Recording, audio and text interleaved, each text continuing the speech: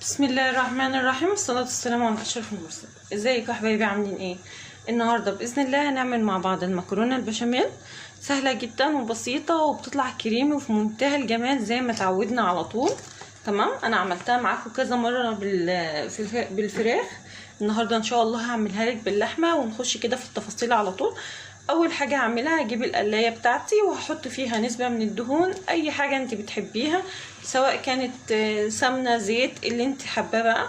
تمام، وهسخنه كويس، وبعدين هنزل بقى بكميه اللحمه بتاعتي كده. بسم الله. بصي، اهم حاجه بعد ما تنزلي باللحمه تفكيها كده اهو. تمام كده.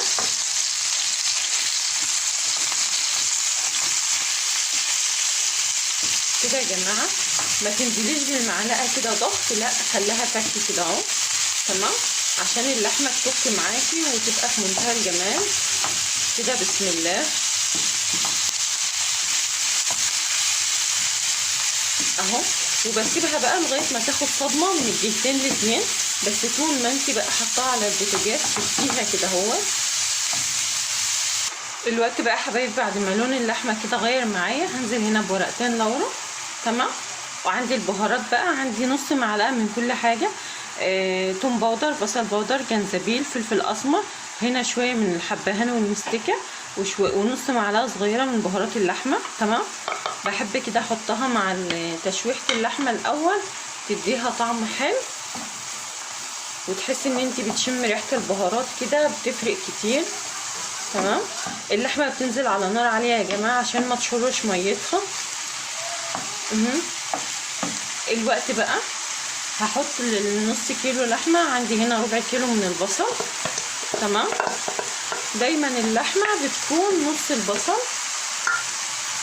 وعندي هنا كمان حوالي بردك ربع كيلو من الجزر، فلفلايه واحده وطماطمايه. انا بحب احط جزر جدا يا جماعه، الجزر بيفرق كتير كتير في الطعم وفي الريحه. تمام، وهسيب ده كله بقى يستوى كده مع بعضه.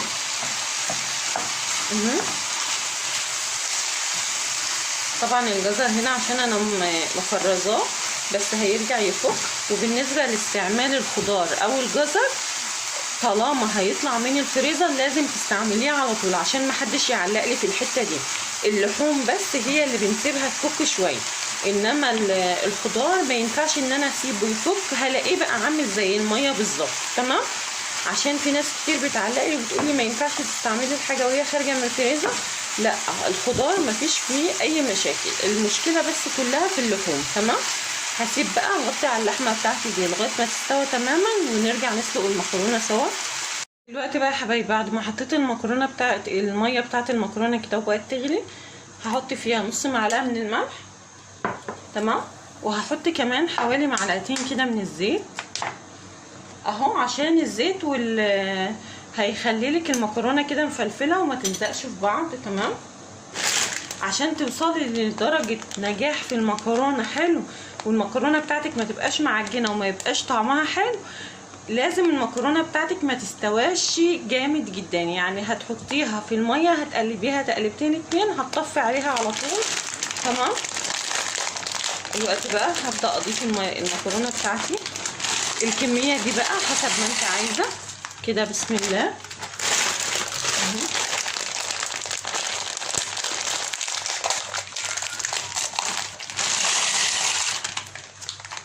كده، نسمي الله كده بس، ونديها تقليبه تقلبتين اتنين تلاته كده يا جماعه في المكرونه، 5 دقايق بالكتير او يمكن اقل. تحس ان المكرونه هي بتيجي تقطميها بتلاقي قلبها لسه مبيض من جوه.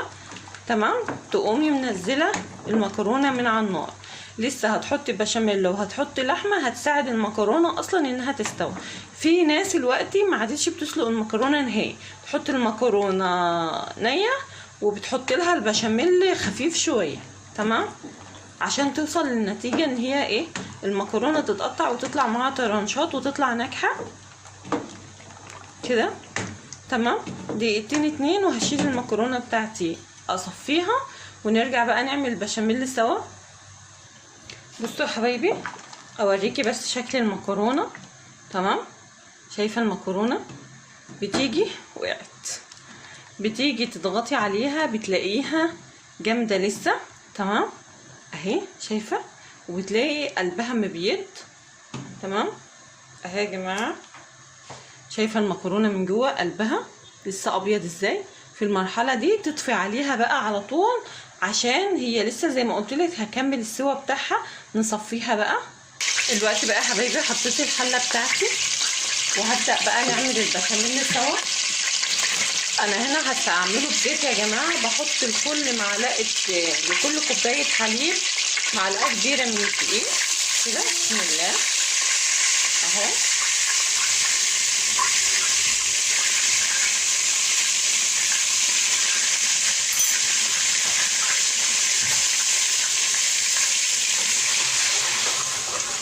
عندي هنا 5 معالق من الزيت، عليهم 4 معالق من الدقيق. تمام كده بقى تقليب مستمر. وطبعا بيكون الحليب بتاعي انا غلياه قبل كده. كل اللي هنحطه في البشاميل بقى، هنحط ربع معلقه كده من الفلفل الاسمر، ونص معلقه من الملح يا جماعه. تمام اهو. ونقلبهم بقى حلو. وبعد كده لما تحسي بقى ان انت شميتي ريحه الدقيق، هتطفي البوتاجاز قبل ما تحطي الحليب عشان الدقيق بتاعك ما يكلكعش. تمام اهو. ونبدا بقى نقول بسم الله كده يا جماعه. وتقليب بقى مستمر لغايه ما يلف معاكي اهو. بسم الله.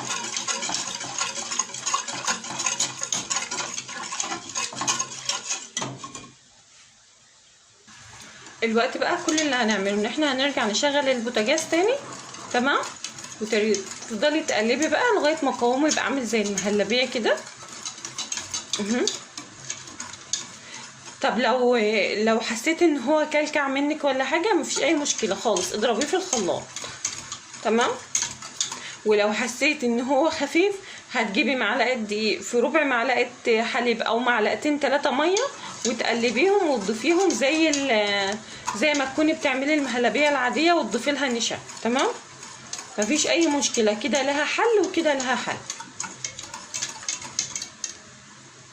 اهو يا حبايبي، شايفين القوام؟ شايفين القوام يا جماعه لف ازاي؟ بيبقى يعني وسط، ولا تقيل قوي ولا خفيف قوي. تمام. شايفين القوام كريمي وجميل ازاي؟ الوقت بقى نشيله عشان نجهز الصينيه بتاعتنا. بس طبعا ما تنسوش ان احنا ما كناش حاطين للحمه ملح. تمام اهي اللحمه بتاعتنا كمان بعد ما استوت هنحط لها ملح بقى الوقت يا جماعه. تمام. شايفين لونها قد ايه حلو وجميل ما شاء الله. تمام. الوقت بقى لازم تضيفي لها الملح بتاعها. انا ما بحبش اضيف الملح غير لما بتكون استوت تماما. نضيف لها الملح بقى ونروح نجهز الصينيه. بس طبعا هنشيل كل ورق اللورو ده. تمام. مش هتسيبيه. الوقت بقى يا حبايبي يلا نجهز الصينيه بتاعتنا. اول حاجه بس هحط كده شويه من الزيت. تمام. بالمنظر ده كده. وهحط معلقه كده من البشاميل كده يا جماعه، زي العاده خالص، زي ما احنا متعودين ما بنعمل. تمام. الوقت بقى احط كده شويه من المكرونه. بسم الله. شايفين المكرونه بتنزل معاكي مفلفله ازاي؟ عشان انتي بتكوني سلقاها حلو. تمام اهو. وهتبداي تفرشيها زي العاده خالص. وبعدين بقى يا حبايبي هنقول بسم الله كده وننزل باللحمه. تمام. جربوا يا جماعه ان انتوا تحطوا كده في البشاميل بتاعكم في لحمه التعصيجه جزر. يا نهار ابيض ما شاء الله عليها وعلى جمالها، حلوه جدا جدا. الوقت بعد ما حطيت كده هنزل بقى ببقيه المكرونه كده. بسم الله. تمام. وهنفردها بقى كويس. الوقت بقى حبايبي كده هنقول بسم الله ونحط البشاميل بتاعنا. تمام اهو يا جماعه ما شاء الله، لغايه ما تساوي الصينيه كلها كده. تمام. بسم الله. شايفين يا جماعه ما شاء الله البشاميل قد ايه جميل ما شاء الله. بس انت امشي على الخطوات وانت هتلاقي النتيجه معاكي في منتهى الجمال. بصوا بقى يا حبايب، بعد ما خلصت الصينيه بتاعتي كده، انا عندي هنا جبنه يا جماعه، انا بعملها على ايديا. تمام، هبدا احط كده على الوش. انت بقى لو حابه تحطي جبنه موتزاريلا او تحطي اي نوع، او ما تحطيش اي حاجه خالص، ده شيء يرجع لك انت وراحتك. بس الجبنه دي انا عملتها ونجحت معايا جدا، وانا عملتها معاكم على القناه قبل كده. شايفين اصلا مجرد ما بتنزل بتسيح ازاي. انا جبت الجبنه الموتزاريلا كتير ومش بلاقيها بتدي معايا نتيجه حلو، بس ده بصراحه لما عملتها ادتني نتيجه حلوه جدا. الوقت بقى يا حبايبي، بعد ما خلصت صينيه المكرونه بتاعتنا دي تدخل على درجه حراره 180، الصينيه على الرف الوسطاني، الفرن شغال من تحت بس يا جماعه، وباذن الله هتديكي نتيجه في منتهى الجمال. تمام، صهد الفرن بيحمر البشاميل وبيخليه تمام تمام باذن الله. ان شاء الله لما تطلع اوريكي النتيجه شكلها النهائي بقى باذن الله. ودي شكل المكرونه البشاميل بتاعتنا بقى يا حبايبي بعد ما طلعت من الفرن. شايفين يا جماعه شكلها حلو جدا ما شاء الله، تفتح النفس. يا رب بقى الطريقه تكون عجبتكم. طبعا انا فتحتها معاكم قبل كده كذا مره وعملتها معاكم كذا مره، تعرفوا هي بيكون قد ايه كريمي وحلوه. بس انتوا عارفين بقى احنا في رمضان وانا عاملاها عشان احطها في السفره وكده، فمش هينفع اكسرها. بس يعني ايه، تخيلوا من الشكل كده الطعم عامل ازاي. ويا رب بقى النتيجه تكون عجبتكم. ما تنسوش اللايك، ورمضان كريم، حاجه كده ببلاش يا جماعه، مش هتشتروها من بره. كل سنه وانتم طيبين، ونتقابل في وصفات تانية كتيره باذن الله، ومع السلامه.